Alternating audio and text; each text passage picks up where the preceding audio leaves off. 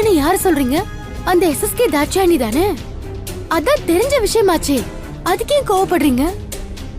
ஐயோ இலக்கியா, இப்ப அந்த லிஸ்ட்ல புதுசா ஒருத்தி சேர்ந்திருக்கா. யார் அது? பைரவி. பைரவி மேடமா? ஆமா, அவளே தான்.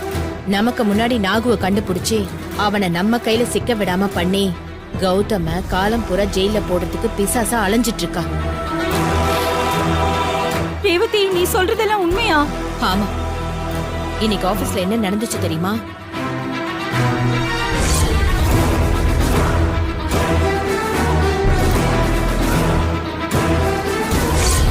என் புள்ளைய காலம் பூரா ஜெயில போடுறதுக்கு அந்த பைரவி என்கிட்டயே பணத்தை கொடுக்கறா.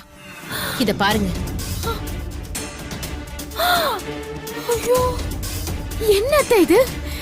என்னால நம்பவே முடியல.